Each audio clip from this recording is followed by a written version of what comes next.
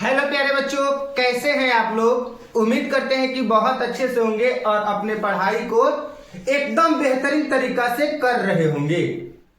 आज का क्लास काफी ज्यादा इंपॉर्टेंट है और काफी ज्यादा महत्वपूर्ण है। क्यों? क्योंकि इस क्लास में हम लोग क्लास 10 के बायोलॉजी के ऑब्जेक्टिव को एकदम खत्म करने वाले हैं। तो आप इस क्लास को अगर आप पूरा कर लेते हैं तो एकदम 23 नंबर फिक्स मानिए कि आपके बोर्ड एग्जाम में इस क्लास से 23 नंबर के सवाल पूछे जाएंगे। इस क्लास में एक भी प्रश्न आप लोगों को नहीं छोड़ा जाएगा। टोटल के टोटल प्रश्न को कंप्लीट कराया जाएगा।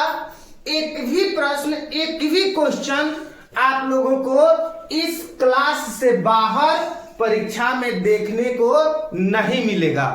बायोलॉजी से जो भी प्रश्न पूछे जाएंगे सिर्फ और सिर्फ इसी क्लास से पूछे जाएंगे, है कि नहीं। तो आप लोग इस क्लास को मिस मत कीजिए। एक एक प्रश्न को आप लोग बेहतरीन तरीका से याद कर लीजिए। अगर आप पढ़े हैं, पहले वाला वीडियो देखे हैं, पहले वाला क्लास देखे हैं, तो आप लोग इसको रिवीजन समझकर एक बार इस क्लास को पूरा जरूर देखिए। क्यों? क्योंकि अब आप लोगों के एग्जाम में ज्यादा समय नहीं है। अब एग्जाम एकदम करीब आ गया है। इंटरमीडिएट का एग्जाम तो चल ही रहा है, अब आप लोगों को भी एग्जाम बहुत जल्दी आ जाएगा। ठीक है, चलिए सबसे पहला नंबर क्वेश्चन बताइए बाबू। कूटपाद क्या कह रहा है बाबू, ध्यान दीजिएगा। कह रहा है कूटपाद किसमें पाया जाता है। कूटपाद जो है किसमें पाया जाता है? तो आप लोगों को पता है कि कूटपाद अमीबा में पाया जाता है। कूटपाद किसमें पाया जाता है बाबू? अमीबा में पाया जाता है, एकदम अच्छे तरीका से। ठीक है, क्वेश्चन नंबर 2 बता दीजिए। क्वेश्चन नंबर 2 कह रहा है प्रकाश संश्लेषण होता है। बिल्कुल, कब होता है? रात में होता है, दिन में, रात दिन, सुबह शाम। तो प्रकाश संश्लेषण जो होता है बाबू आपको दिन में होता है। प्रकाश संश्लेषण कब होता है? प्रकाश संश्लेषण दिन में होता है। आप लोग अच्छे तरीका से याद रखिएगा। क्वेश्चन नंबर 3 आप लोग बता दीजिए। ठीक है, क्लोरोफिल वर्णक का रंग है। बिल्कुल, काफी ज्यादा आसान है। क्लोरोफिल वर्णक का रंग है। तो क्लोरोफिल वर्णक का रंग कैसा होता है? तो क्लोरोफिल वर्णक का रंग बाबू हरा होता है। आप लोग एकदम अच्छा से याद रखिएगा। क्वेश्चन नंबर 4 बता दीजिए। क्वेश्चन नंबर 4 कह रहा है रक्त में आयरन की कमी से होने वाला एक रोग है। मतलब कि रक्त में आयरन की कमी से कौन सा रोग होता है कि नहीं? तो रक्त में आयरन की कमी से एनीमिया रोग होता है। कौन सा रोग होता है बाबू? रक्त में आयरन की कमी से एनीमिया रोग होता है। आप लोग अच्छे तरीका से याद रखेंगे। ठीक है, चलिए नेक्स्ट क्वेश्चन बता दीजिए। कवक में पोषण की कौन सी विधि है? बिल्कुल, कवक में पोषण की कौन सी विधि है? तो कवक में पोषण की मृतजीवी विधि है। कवक में पोषण की कौन सी विधि है? तो कवक में पोषण की मृतजीवी विधि है। आप लोग याद रखेंगे। ठीक है, चलिए क्वेश्चन नंबर 6 बता दीजिए। क्वेश्चन नंबर 6 कह रहा है आक्जिन क्या है? बिल्कुल, आक्जिन जो है वो क्या है? Question number 6। तो आक्जिन जो है बाबू आप लोगों का हार्मोन है। क्या है? आक्जिन क्या है बाबू? तो आक्जिन हार्मोन है। आप लोग याद रखेंगे। क्वेश्चन नंबर 7 बता दीजिए बाबू। क्वेश्चन नंबर 7 कह रहा है कि मनुष्य में वृक्क संबंधित है। बिल्कुल, मनुष्य में जो वृक्क है, जो किडनी है, वो किडनी क्या चीज से संबंधित है? तो मनुष्य में वृक्क यानी कि जो किडनी है आप लोगों को उत्सर्जन से संबंधित है। क्या चीज से संबंधित है? उत्सर्जन से संबंधित है। मनुष्य में वृक्क यानी कि किडनी उत्सर्जन से संबंधित है। आप लोग याद रखेंगे। क्वेश्चन नंबर 8 बता दीजिए बबुआ। स्वपोषी पोषण के लिए आवश्यक है। बताइए स्वपोषी पोषण के लिए आवश्यक है, बता दीजिए। क्वेश्चन नंबर 8 है। तो स्वपोषी पोषण के लिए कार्बन डाइऑक्साइड भी आवश्यक है, क्लोरोफिल भी आवश्यक है, सूर्य का प्रकाश भी आवश्यक है, यानी कि इनमें से सभी हो जाएगा। इनमें से क्या हो जाएगा? सभी हो जाएगा बबुआ, याद रखिएगा। चलिए क्वेश्चन नंबर 9 बता दीजिए। क्वेश्चन नंबर 9 क्वेश्चन नंबर 9 कह रहा है कि प्रकाश संश्लेषण की क्रिया में ऑक्सीजन बाहर निकलता है। बताइए प्रकाश संश्लेषण की क्रिया में ऑक्सीजन जो है जल से बाहर निकलता है। किस चीज से बाहर निकलता है? प्रकाश संश्लेषण की क्रिया में ऑक्सीजन बाहर निकलता है, तो क्या चीज से निकलता है? जल से निकलता है। आप लोग याद रखेंगे, ठीक है। चलिए आगे बता दीजिए बाबू। कह रहा है कि मैग्नीशियम पाया जाता है। बिल्कुल 10 नंबर, मैग्नीशियम जो है वो पाया जाता है। क्या चीज में पाया जाता है? तो क्लोरोफिल में मैग्नीशियम पाया जाता है। किसमें पाया जाता है? क्लोरोफिल में मैग्नीशियम पाया जाता है। आप लोग याद रखेंगे, ठीक है। चलिए क्वेश्चन नंबर 11 बता दीजिए बबुआ, ध्यान से बताइएगा। क्वेश्चन नंबर 11, विश्राम की अवस्था में मनुष्य का हृदय 1 मिनट में कितना बार धड़कता है? बिल्कुल, विश्राम के अवस्था में मनुष्य का हृदय 1 मिनट में कितना बार धड़कता है? बता दीजिए। मतलब कि जब मनुष्य सोया हुआ हो, विश्राम आराम कर रहा हो, उस स्थिति में मनुष्य का जो हृदय होता है 1 मिनट में 72 बार धड़कता है। 1 मिनट में कितना बार धड़कता है? तो 72 बार धड़कता है। आप लोग याद रखेंगे, ठीक है। क्वेश्चन नंबर 12 बता दीजिए बाबू, ध्यान से। कह रहा है कि पौधों में जाइलम द्वारा पदार्थों का स्थानांतरण होता है। मतलब कि पौधों में जाइलम के द्वारा पदार्थों का स्थानांतरण होता है। कहां होता है? तो ऊपर की ओर होता है। कहां होता है? ऊपर की ओर होता है। आप लोग याद रखेंगे। क्वेश्चन नंबर 13 बता दीजिए बाबू। क्वेश्चन नंबर 13 बताइए एकदम अच्छा तरीका से। कह रहा है कि मनुष्य में प्रमुख उत्सर्जी अंग है, यानी कि मनुष्य में प्रमुख उत्सर्जी अंग कौन है? तो मनुष्य में प्रमुख उत्सर्जी अंग वृक्क है। वृक्क को भी हम लोग किडनी कहते हैं। वृक्क को क्या कहते हैं? किडनी कहते हैं, ठीक है। चलिए क्वेश्चन नंबर 14 बताइए बबुआ। क्वेश्चन नंबर 14 कह रहा है अमीबा अपना भोजन किसके द्वारा पकड़ता है? बिल्कुल, अमीबा अपना भोजन किसके द्वारा पकड़ता है? तो अमीबा अपना भोजन बबुआ कूटपाद के द्वारा पकड़ता है। किसके द्वारा पकड़ता है? कूटपाद के द्वारा अमीबा अपना भोजन पकड़ता है। क्वेश्चन नंबर 15 बता दीजिए। क्वेश्चन नंबर 15, निम्न में से कौन मलेरिया परजीवी है? बिल्कुल, निम्न में से कौन मलेरिया परजीवी है? तो प्लाज्मोडियम हो जाएगा। कौन हो जाएगा? प्लाज्मोडियम जो है मलेरिया परजीवी है। आप लोग याद रखेंगे। क्वेश्चन नंबर 16 बता दीजिए। क्वेश्चन नंबर 16, कार्बोहाइड्रेट, प्रोटीन तथा वसा के पूर्ण पाचन का स्थल निम्नलिखित में से कौन सा है? मतलब कि कार्बोहाइड्रेट का, प्रोटीन का और वसा का पाचन का जो स्थान है वो कौन सा स्थान है? तो आप लोग याद रखिएगा, छोटी आंत है। कौन सा है बबुआ? छोटी आंत है। आप लोग याद रखेंगे, ठीक है। चलिए क्वेश्चन नंबर 17 बता दीजिए। क्वेश्चन नंबर 17 कह रहा है खुला परिसंचरण तंत्र किसमें पाया जाता है? खुला परिसंचरण तंत्र किसमें पाया जाता है? तो खुला परिसंचरण तंत्र कॉकरोच में पाया जाता है। खुला परिसंचरण तंत्र किसमें पाया जाता है बबुआ? खुला परिसंचरण तंत्र कॉकरोच में पाया जाता है? आप लोग अच्छे तरीका से याद रखिएगा, ठीक है। क्वेश्चन नंबर 18 बता दीजिए। क्वेश्चन नंबर 18 कह रहा है कि हमारे शरीर में कौन सा हार्मोन कार्बोहाइड्रेट, प्रोटीन तथा वसा के उपचयन का नियंत्रण करता है? बिल्कुल, हमारे शरीर में कौन सा जो हार्मोन है जो कार्बोहाइड्रेट, वसा और प्रोटीन का उपापचयन का नियंत्रण करता है? तो कौन करता है?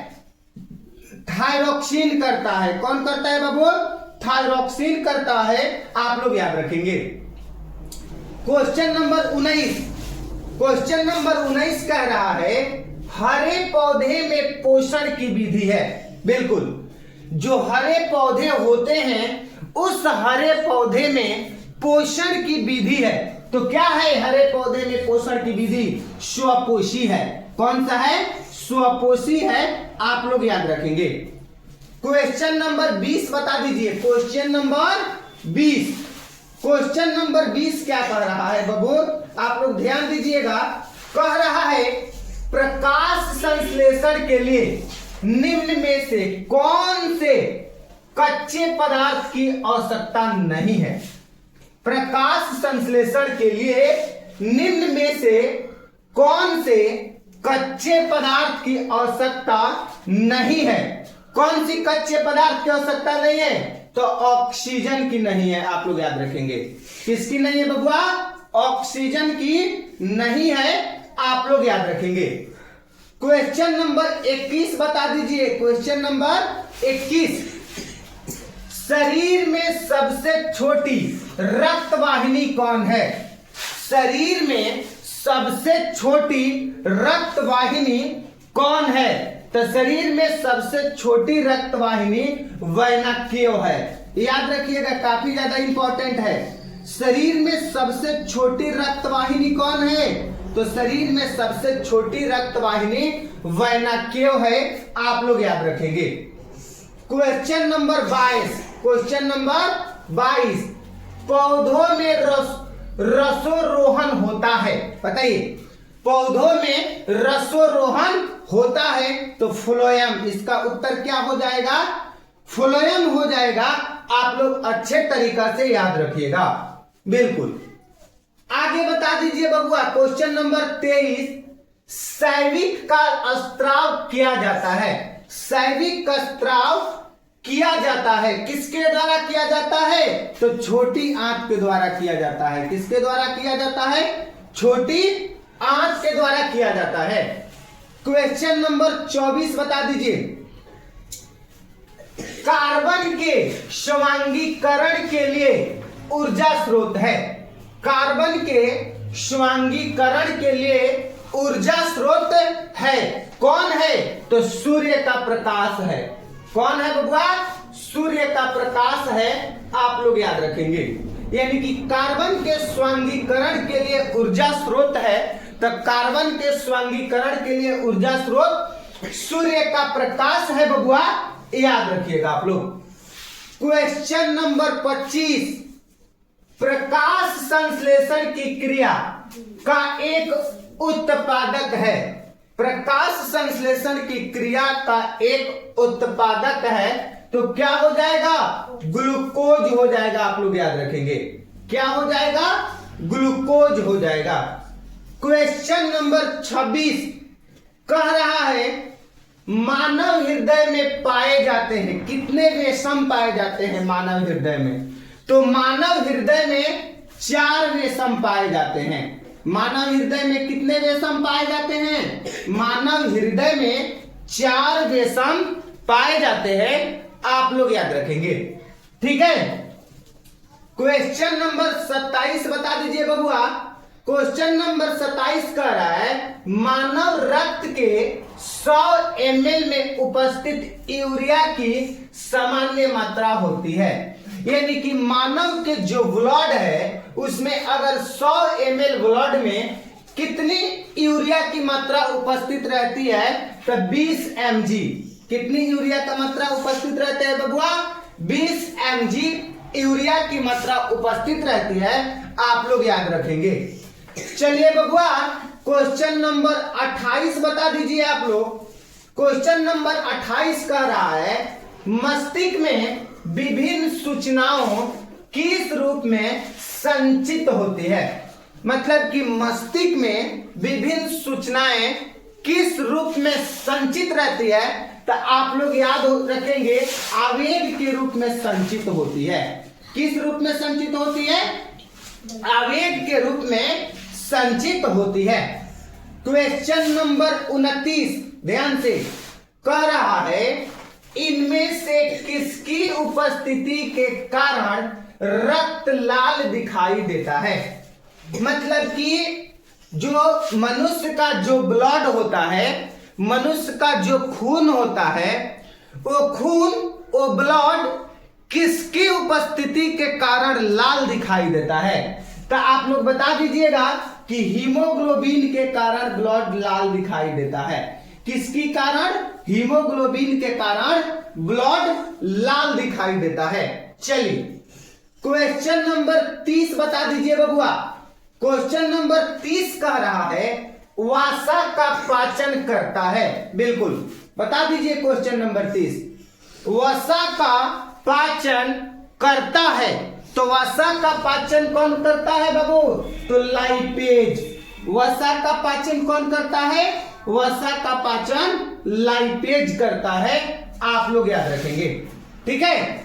चलिए बताइएगा वाष्पोत्सर्जन कैसी प्रक्रिया है। 31 नंबर वाष्पोत्सर्जन जो है कैसी प्रक्रिया है? तो वाष्पोत्सर्जन भौतिक प्रक्रिया है। वाष्पोत्सर्जन कैसी प्रक्रिया है बाबू? वाष्पोत्सर्जन भौतिक प्रक्रिया है। आप लोग याद रखेंगे। क्वेश्चन नंबर 32 बता दीजिए। क्वेश्चन नंबर 32 कह रहा है पादप में फ्लोएम संवाहक होता है। पादप में जाइलम होता है, पादप में फ्लोएम होता है। तो पादप में जो फ्लोएम होता है वो भोजन के वहन के लिए संवाहक होता है। किसके वहन के लिए संवाहक होता है? तो भोजन के वहन के लिए संवाहक होता है। आप लोग याद रखेंगे। क्वेश्चन नंबर 33 बता दीजिए बाबू।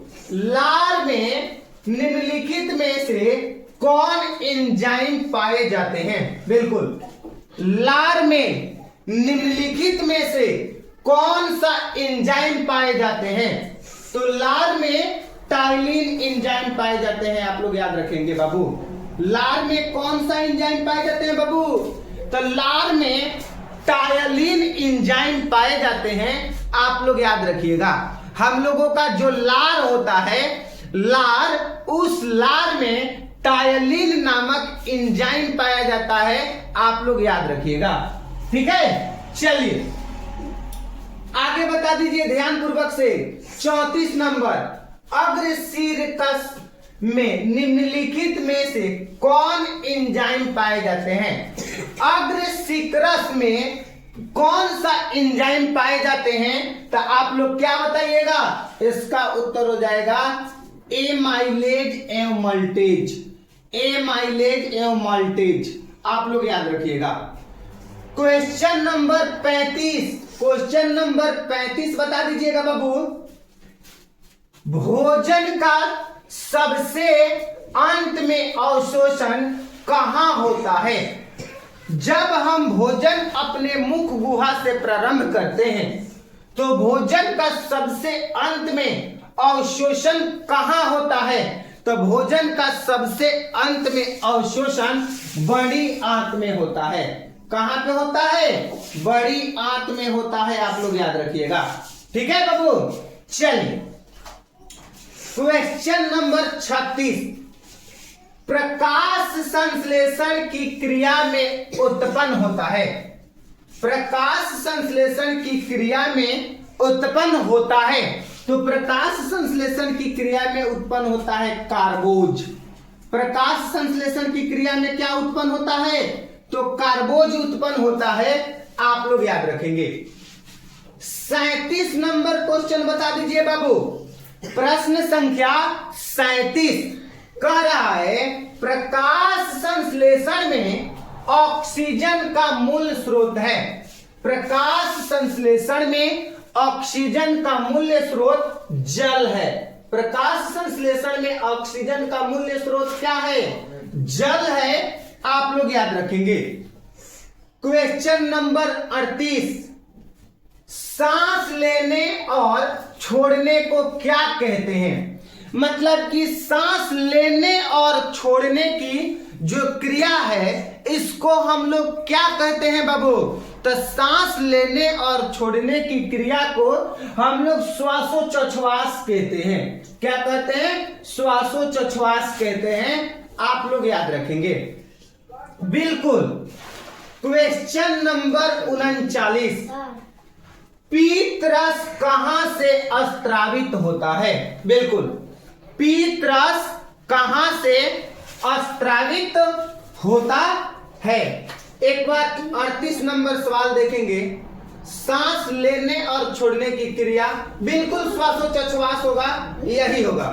सांस लेने और छोड़ने की क्रिया को हम लोग श्वासोच्छ्वास कहते हैं। ठीक है, बिल्कुल यही होगा। ठीक है, लेने की क्रिया को अंतःश्वसन कहते हैं और छोड़ने की क्रिया को निःश्वसन कहते हैं और सांस लेने और छोड़ने की क्रिया को श्वासोच्छ्वास कहते हैं। ठीक है, यही होगा। चलिए बताइएगा 39 नंबर, पीत रस कहां से स्त्रावित होता है? ध्यान से 39 नंबर, पीत रस कहां से स्त्रावित होता है? तो पीत रस जो होता है बाबू यकृत से स्त्रावित होता है। पीत रस कहां से स्त्रावित होता है? पीत रस यकृत से होता है। यकृत मतलब लीवर, जिसमें भोजन स्टोर होता है, लीवर। ठीक है, लीवर का वेट कितना होता है? वेट कितना होता है मतलब लीवर कितने ग्राम का होता है? तो लीवर जो होता है 1.5 kg का होता है, यानी कि लगभग 1.5 किलो का लीवर होता है। लीवर कितना का होता है? लगभग 1.5 किलो का लीवर होता है। ठीक है, आप लोग याद रखेंगे। क्वेश्चन नंबर 40, श्वसन की क्रिया द्वारा निम्न में से किसका निर्माण होता है? श्वसन की क्रिया द्वारा निम्न में से किसका निर्माण होता है? तो श्वसन की क्रिया द्वारा निम्न में से ऊर्जा का निर्माण होता है। किसका निर्माण होता है?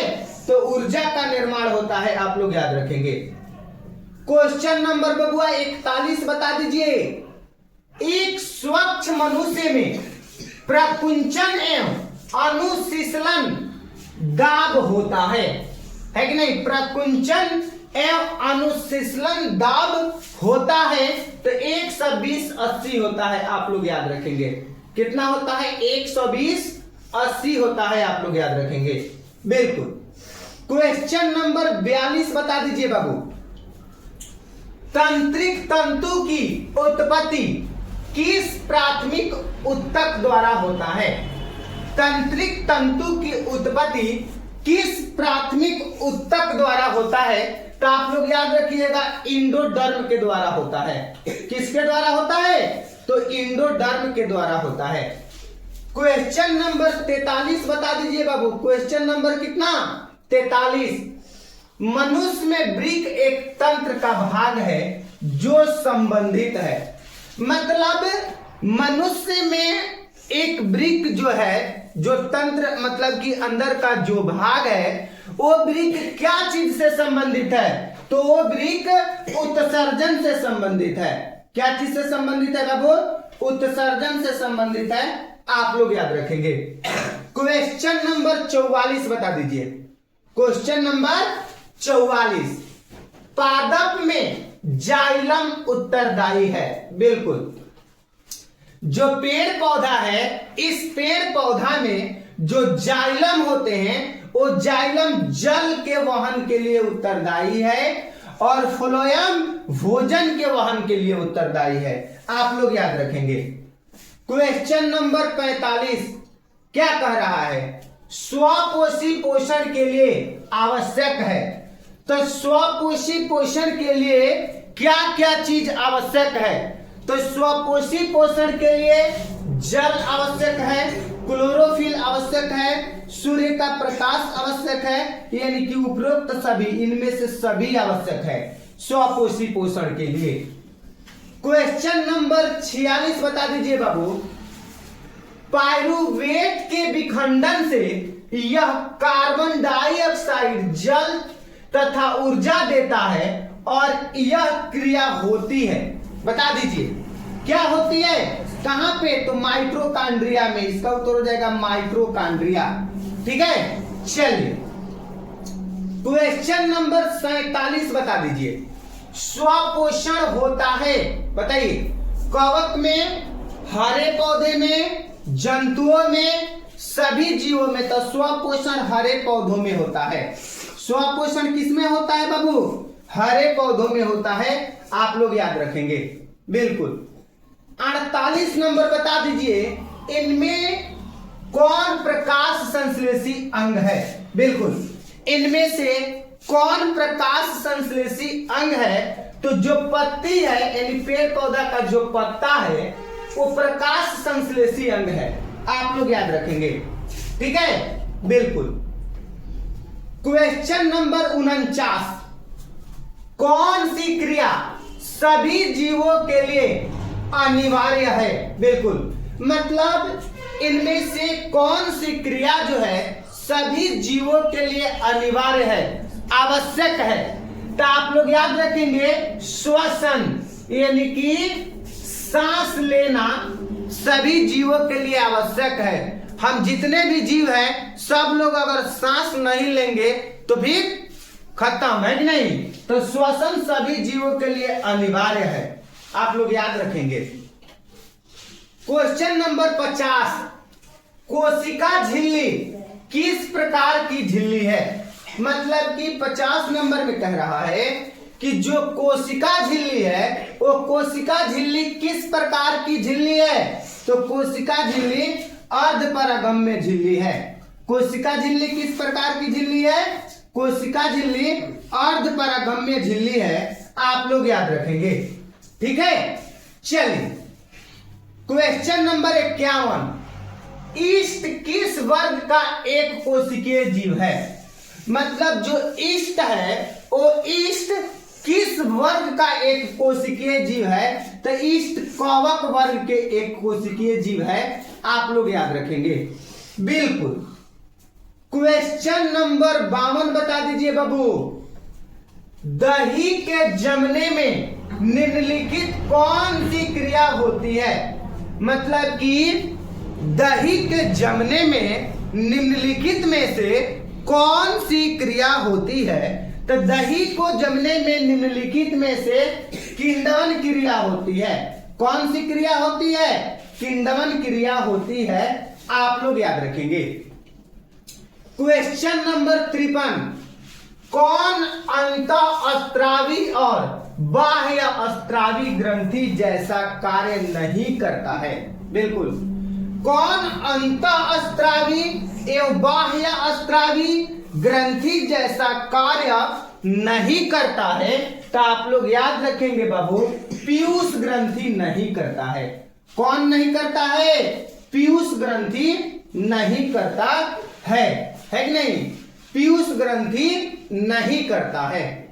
क्वेश्चन नंबर 54, पादपों में पाए जाने वाला वृद्धि हार्मोन निम्न में से कौन सा है? पादपों में पाए जाने वाला वृद्धि हार्मोन निम्न में से कौन सा है? तो आप लोग याद रखेंगे बाबू, जिबरेलिन। क्या याद रखेंगे? जिबरेलिन याद रखेंगे, बिल्कुल। क्वेश्चन नंबर 55, ध्यान दीजिएगा, प्रकाश संश्लेषण द्वारा किसकी प्राप्ति होती है? मतलब कि प्रकाश संश्लेषण क्रिया के द्वारा किसकी प्राप्ति होती है? तो प्रकाश संश्लेषण क्रिया के द्वारा ग्लूकोज की प्राप्ति होती है। किसकी प्राप्ति होती है? ग्लूकोज की प्राप्ति होती है। आप लोग याद रखेंगे। क्वेश्चन नंबर 56 बता दीजिए बाबू। क्वेश्चन नंबर 56, वह कौन सा प्रक्रम है जिसके द्वारा शरीर में ऊर्जा का उत्पादन होता है? मतलब कि वह कौन ऐसा प्रक्रिया है जिस प्रक्रिया के द्वारा हमारे शरीर में ऊर्जा, एनर्जी यानी ताकत का उत्पादन होता है। तो इसका उत्तर हो जाएगा श्वसन। इसका उत्तर क्या हो जाएगा? श्वसन हो जाएगा। आप लोग याद रखेंगे।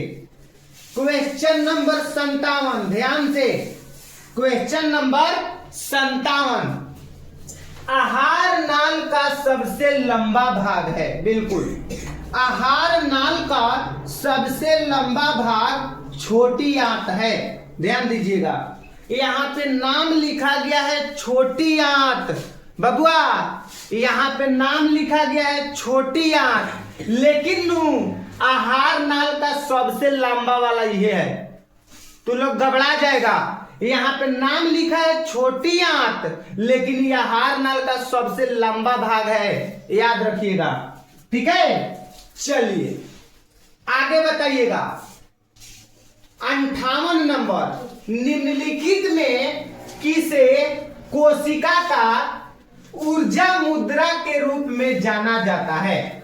मतलब कि निम्नलिखित में से किसे कोशिका का ऊर्जा मुद्रा के रूप में जाना जाता है? तो एटीपी को जाना जाता है। आप लोग याद रखेंगे। किसको जाना जाता है बाबू? एटीपी को जाना जाता है। आप लोग याद रखिएगा। क्वेश्चन नंबर 59, बताइए, पत्तियों में गैसों का आदान प्रदान कहां होता है?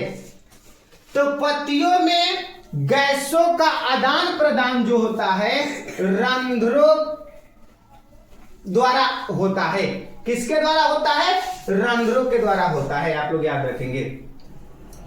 क्वेश्चन नंबर 60, रक्त यानी ब्लड यानी कि रुधिर को संपूर्ण शरीर में पंप किया जाता है। मतलब कि जो खून है, ब्लड है, उसको हमारे पूरे शरीर में पंप किया जाता है। किसके द्वारा? तो निलय के द्वारा संपूर्ण शरीर में पंप किया जाता है। किसके द्वारा संपूर्ण शरीर में पंप किया जाता है? तो निलय के द्वारा संपूर्ण शरीर में पंप किया जाता है। आप लोग याद रखेंगे। क्वेश्चन नंबर 61, निम्नलिखित में से कौन से यंत्र का उपयोग रक्त दाब मापने में किया जाता है? देखिए, क्वेश्चन क्या कह रहा है, समझो। क्वेश्चन कह रहा है कि माने निम्नलिखित में से किस यंत्र का उपयोग हम लोग रक्त दाब यानी कि बीपी जांच करने में करते हैं? किससे हम लोग, मतलब कौन चीज से बीपी का जांच करते हैं? तो एगो यंत्र है, उसका नाम है स्फाइग्रोमोमैनोमीटर। इसका उपयोग हम लोग बीपी मापने में करते हैं। आप लोग याद रखेंगे। क्वेश्चन नंबर 62, रक्त का कौन सा अवयव घायल स्थान से रक्त स्त्राव के मार्ग को रक्त का थक्का बनाकर अवरोध करता है? ठीक है। मैंने कहने का मतलब क्या है? हला नहीं, ध्यान से समझो। कहने का मतलब क्या है? कहने का मतलब ये है कि रक्त में वह कौन ऐसा मतलब कि अवयव होता है, कण होता है, जो हमारे शरीर से जब कट जाता है, तो जब रक्त निकलने लगता है, रक्त का स्राव होने लगता है, तो उसको थक्का बना के रक्त स्राव को रोक देता है। मतलब कौन सी होता है? तो प्लेटलेटस होता है। आप लोग याद रखिएगा। कौन सी होता है? प्लेटलेटस होता है। आप लोग याद रखिएगा। आगे बताइएगा बाबू। क्वेश्चन नंबर 63, मंड परीक्षण के लिए हरी पत्ती पर आयोडीन डालने से पहले पत्ती को अल्कोहल में उबाला जाता है। किसमें? तो क्लोरोफिल के घोल के लिए। किसके लिए? क्लोरोफिल के घोल के लिए। आप लोग याद रखिएगा। क्वेश्चन नंबर 64, क्वेश्चन नंबर 64, ध्यान दीजिएगा। स्लाइड को सर्वप्रथम कंपाउंड माइक्रोस्कोप से देखा जाता है। मतलब कि माइक्रोस्कोप से यहां से आंख से देखा जाता है। यहां पर स्लाइड को कोई वस्तु को रख के तो कितना एक्स पर देखा जाता है? तो माइक्रोस्कोप से इसे आंख में लगा करके स्लाइड पर हम किसी वस्तु को यानी कि 10 एक्स पर देखते हैं। कितने एक्स पर देखते हैं? 10x पर देखते हैं। जैसे हम लोगों का फोन में जो कैमरा का जूमिंग होता है ना, जूम कितना गुना जूमिंग हो रहा है, उसी प्रकार 10x पर हम लोग देखते हैं। ठीक है, चलिए क्वेश्चन नंबर 65, तिलचट्टा का श्वसन अंग है। बिल्कुल बता दीजिए, तिलचट्टा जो है, तिलचट्टा का श्वसन अंग ट्रैकिया है। मतलब कि तिलचट्टा जो है उसका श्वसन अंग ट्रैकिया है। अगर हम मछली की बात करें तो मछली का श्वसन अंग गलफड़ है, यानी कि मछली अपना सांस गिल्स से लेती है, यानी कि गलफड़ से लेती है मछली। अगर मनुष्य का श्वसन अंग की बात करें तो मनुष्य का श्वसन अंग फेफड़ा है। हम लोग फेफड़ा से सांस लेते हैं। बहुत सारा बच्चा कहेगा कि सर जी हम लोग नाक से सांस लेते हैं। नाक से सांस नहीं लेते हैं, इस सांस लेने का रास्ता है, ये तो रास्ता है ना, सांस लेने का रास्ता है नाक। लेकिन हम लोग सांस रियल में कौन चीज से लेते हैं, तो हम लोग सांस रियल में फेफड़ा से लेते हैं। आप लोग याद रखिएगा।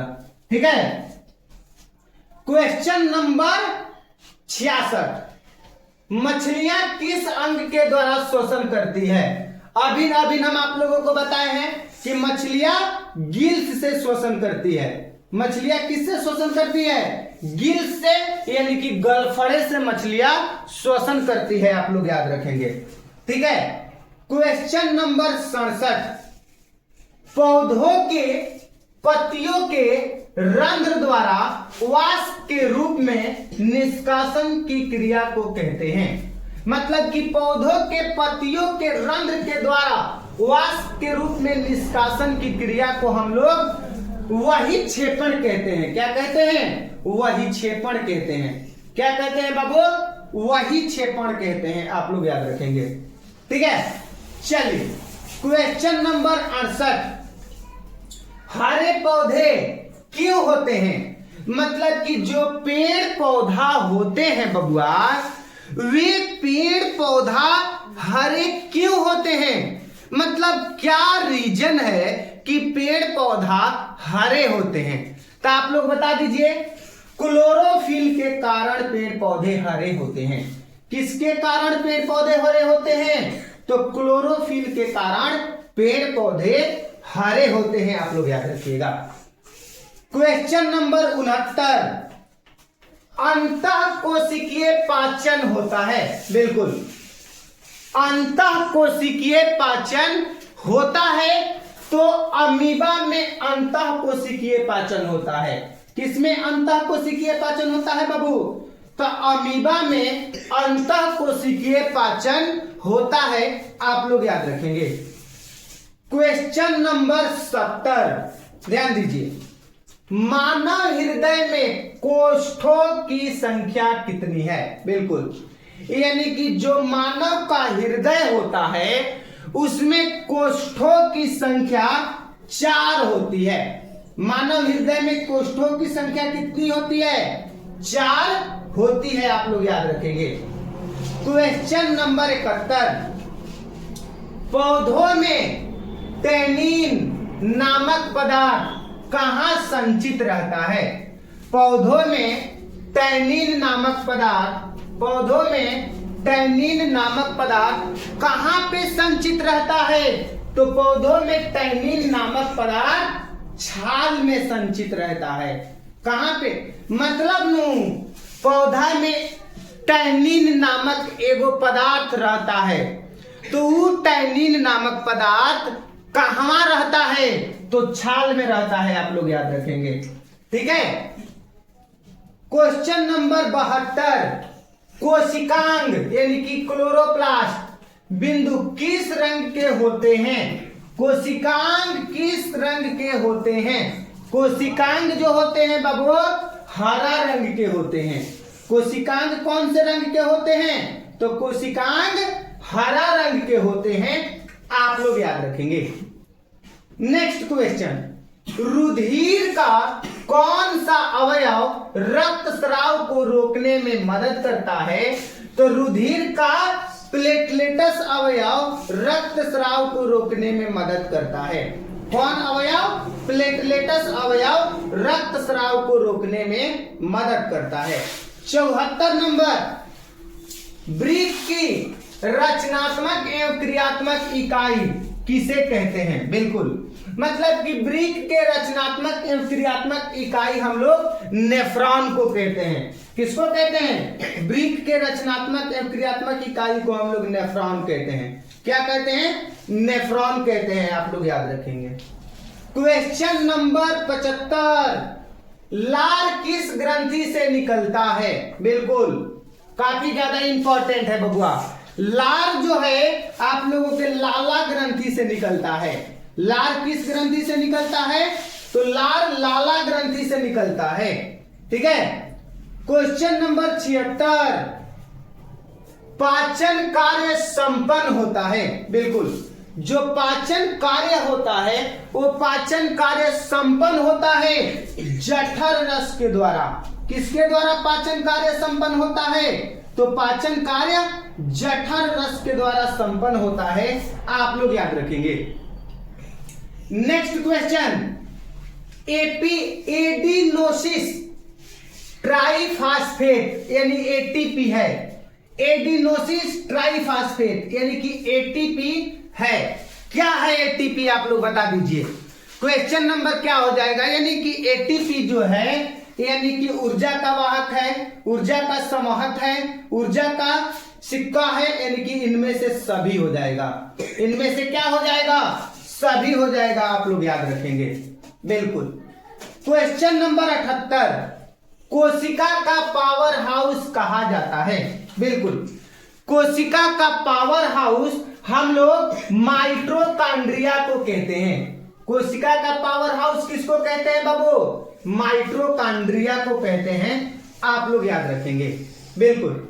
क्वेश्चन नंबर 79, लाल रक्त कणिकाओं को लाल कौन बनाता है? लाल रक्त कणिकाओं को लाल कौन बनाता है? तो लाल रक्त कणिकाओं को बबुआ यानी कि लाल कौन बनाता है? तो लोहा के यौगिक बनाता है। कौन बनाता है? लोहा के यौगिक बनाता है। आप लोग याद रखेंगे। 80 नंबर क्वेश्चन बता दीजिए, मानव में वहन तंत्र का घटक है। मानव में वहन तंत्र के घटक है तो वृक्क भी है, त्वचा भी है, फेफड़ा भी है, यानी इनमें से सभी वहन तंत्र का घटक है। बिल्कुल। नेक्स्ट क्वेश्चन बताएंगे बाबू आप लोग। देखिए, हरित लवक के किस भाग में प्रकाश संश्लेषण की क्रिया होती है? हरित लवक के किस भाग में प्रकाश संश्लेषण की क्रिया होती है? तो हरे भाग में। किस भाग में होती है? हरे भाग में होती है। आप लोग याद रखेंगे। बिल्कुल।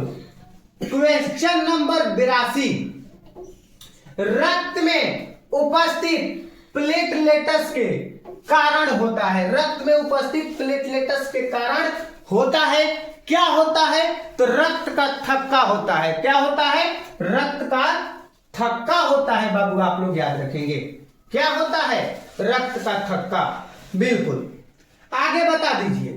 क्वेश्चन नंबर 83, ग्रहणी भाग है। मतलब कि जो ग्रहणी है वो ग्रहणी किसकी भाग है? ग्रहणी जो है आप लोगों का यानी छोटी आंत का भाग है। किसका भाग है? छोटी आंत का भाग है।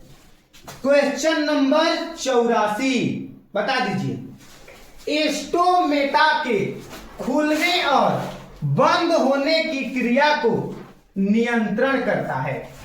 एस्टोमेटा के खुलने और बंद होने की क्रिया को नियंत्रण करता है। कौन करता है? तो द्वार कोशिकाएं नियंत्रित करता है। कौन करता है? द्वार कोशिकाएं नियंत्रित करता है।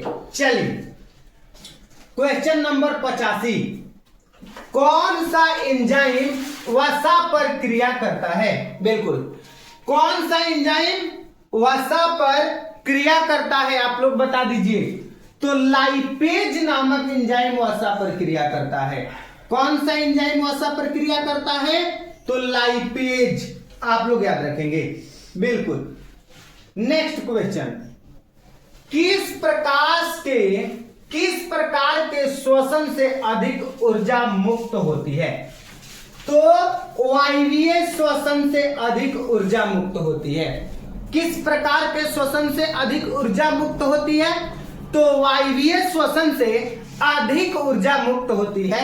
आप लोग याद रखेंगे बिल्कुल। क्वेश्चन नंबर 87, हाइड्रा में क्या पाया जाता है? जो हाइड्रा में स्पर्शक पाया जाता है। हाइड्रा में क्या पाया जाता है बाबू?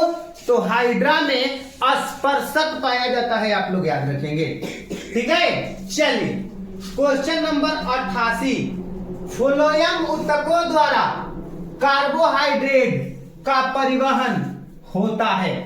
फ्लोएम ऊतकों द्वारा कार्बोहाइड्रेट का परिवहन होता है सुक्रोज के रूप में। किसमें होता है?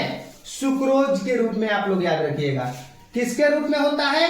तो सुक्रोज के रूप में होता है। आप लोग याद रखिएगा, ठीक है। चलिए आगे बता दीजिए क्वेश्चन नंबर 89, तिलचट्टा में कितने जोड़े श्वास रंध्र पाए जाते हैं?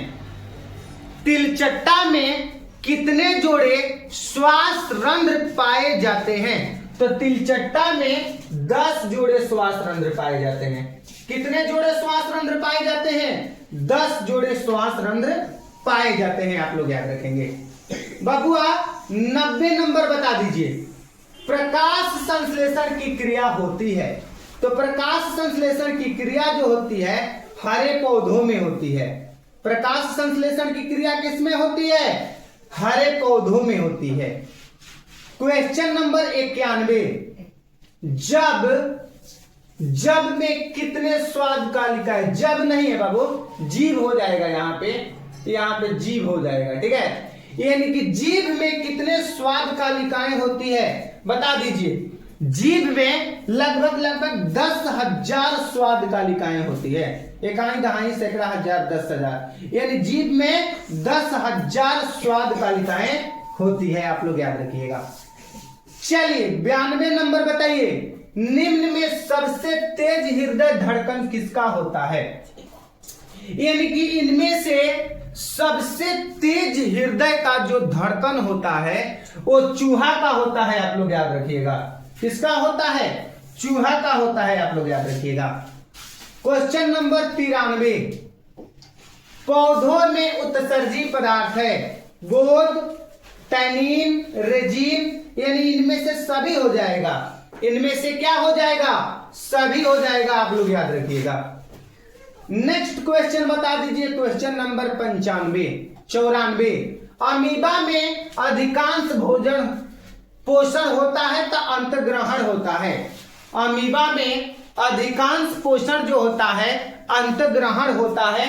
आप लोग याद रखेंगे, है कि नहीं? कैसा होता है? अंतग्रहण होता है। आप लोग याद रखेंगे। 95, मनुष्य के शरीर का सबसे बड़ी ग्रंथि लीवर है। मनुष्य के शरीर की सबसे बड़ी ग्रंथि लीवर है। आप लोग याद रखिएगा। मनुष्य की शरीर की सबसे बड़ी ग्रंथि कौन सी है? लीवर है। आप लोग याद रखेंगे, ठीक है। 96 नंबर क्वेश्चन, भोजन का पाचन किस प्रकार की अभिक्रिया है? भोजन का पाचन अपचयन अभिक्रिया है। आप लोग याद रखिएगा। उपचयन हो जाएगा, उपचयन। भोजन का पाचन उपचयन अभिक्रिया है। आप लोग याद रखिएगा, ठीक है। चलिए आगे बता दीजिए, पोषण कितने प्रकार के होते हैं? पोषण जो होते हैं कितने प्रकार के होते हैं? तो पोषण आपका 2 प्रकार के होते हैं। पोषण कितने प्रकार के होते हैं? 2 प्रकार के होते हैं। आप लोग याद रखिएगा। चलिए, भोजन को शरीर के अंदर ग्रहण करने की क्रिया को क्या कहा जाता है? मतलब कि भोजन को शरीर के अंदर ग्रहण करने की प्रक्रिया को अंतग्रहण कहा जाता है। क्या कहा जाता है? अंतग्रहण कहा जाता है। आप लोग याद रखिएगा। चलिए 99 नंबर क्वेश्चन, मनुष्य में वृक्क संबंधित है उत्सर्जन से। मनुष्य में जो वृक्क है क्या चीज से संबंधित है? तो मनुष्य में वृक्क उत्सर्जन से संबंधित है। आप लोग याद रखिएगा। चलिए 100 नंबर प्रकाश संश्लेषण की क्रिया होती है। प्रकाश संश्लेषण की क्रिया हरे पौधों में होती है। प्रकाश संश्लेषण की क्रिया किसमें होती है? तो प्रकाश संश्लेषण की क्रिया हरे पौधों में होती है। आप लोग याद रखिएगा बिल्कुल। मनुष्य के शरीर की सबसे बड़ी ग्रंथि कौन है? मनुष्य की शरीर की सबसे बड़ी ग्रंथि लीवर है। मनुष्य की शरीर की सबसे बड़ी ग्रंथि लीवर है। आप लोग याद रखेंगे। नेक्स्ट, गवाइटर अथवा घेघा रोग पनपता है आयोडीन की कमी से। गवाइटर अथवा घेघा रोग पनपता है तो गवाइटर अथवा घेघा रोग आयोडीन की कमी से पनपता है। किसकी कमी से पनपता है? आयोडीन की कमी से पनपता है। आप लोग याद रखिएगा। नेक्स्ट क्वेश्चन, थायरॉक्सिन का स्रावण कहां होता है? तो थायराइड में होता है। आप लोग याद रखिएगा। थायरॉक्सिन का स्रावण कहां होता है? तो थायराइड में होता है। आप लोग याद रखिएगा। ठीक है, चलिए नेक्स्ट क्वेश्चन, मानव में डायलिसिस थैली है। मानव में डायलिसिस थैली नेफ्रॉन है। मानव में डायलिसिस थैली है तो मानव में डायलिसिस थैली नेफ्रॉन है। आप लोग याद रखिएगा। ठीक है, नेक्स्ट क्वेश्चन आप लोग देखिए, भोजन का पाचन किस प्रकार की अभिक्रिया है? तो भोजन का पाचन उपचयन अभिक्रिया है। भोजन का पाचन किस प्रकार का अभिक्रिया है? उपचयन अभिक्रिया है। उम्मीद करते हैं कि आप लोगों को क्लास पूरा बेहतरीन तरीका से समझ में आया है। अगर आप लोगों को क्लास बेहतरीन तरीका से समझ में आया है तो आप लोग वीडियो को लाइक कीजिए, चैनल को सब्सक्राइब कीजिए और अपने राय कमेंट बॉक्स में जरूर दीजिए। मिलते हैं अगले क्लास में। तब तक सभी प्यारे बच्चों को नमस्कार, जय हिंद।